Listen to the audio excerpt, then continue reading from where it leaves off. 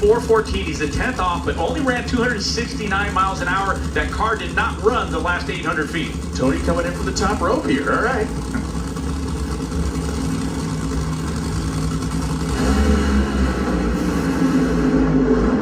Man, John's car swerved. Oh, and rather force explodes, went violently across the racetrack. An absolutely brutal disaster of a crash for John Force. The car exploded, it blew the body off it, and it came across the racetrack and made violent contact with the left wall. It is skidding to a stop now as the NHRA Safety Safari has already mobilized itself to respond at the top end. Boy, that is as bad a one you're going to find out here. Yeah, anytime you have a lateral impact on the wall, that is really the toughest hit that a driver can take. There is padding. There is a series of padding that is located within that roll cage, but you'd prefer to go head on or, of course, even back first, because there's part of the chassis that could absorb a lot of that energy. The tire can absorb some of it, but that is a hard impact. I'm sure that Safety Safari is going to look at John. It seems like the fire has sustained itself. That really shouldn't be a concern. The concern is going to be to look at John Force and to make sure that he shows some signs of being conscious.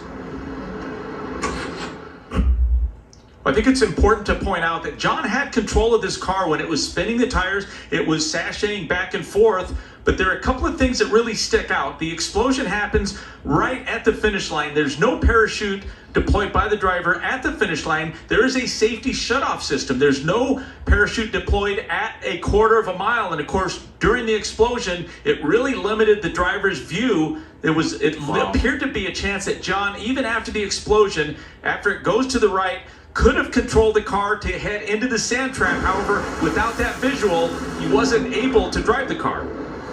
And we watch this, and the car makes this kind of long arcing corner, and it carries almost all of its 302 miles an hour that it came across the finish line with to that other lane. We can see the course correction really made here, but as you pointed out, Tony, it's a face full of fire now. And John's instincts were 100% right. He was still driving the car, but once the body lifted and impeded his visual, which is by design, those tethers have to keep the body on the race car. You want to keep the fans out of harm's way. The driver is going to accept some of that risk. It did limit his view, but that you saw after it started to veer to the right, his instincts pointed him in the right direction. However, because of the explosion, it just made that hard impact on the left side of the track. The chromoly steel cocoon that these drivers sit in, they have a protective shield to try to keep as much debris and fire off of their extremities as well. As you can see now, John Force is exiting the vehicle with the aid of the Safety Safari. Yeah, and this is a good sign. I don't know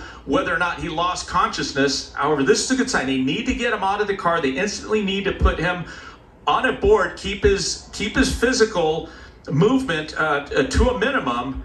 But this is John Force. This is as tough as it gets, and this is the sign we wanted to see, that he is moving and they're getting him out of that race car. A 75-year-old man among a very small section of human beings that could even survive this at any age, let alone at his age. We watch one more time, and just such a violent explosion, more violent than we've seen all season, maybe the last couple. We've seen these explosions, but at the rate of speed at 302 miles an hour, and you can see because there are no parachutes, it doesn't scrub much, if any, of that momentum off of the car when it goes hard into that wall.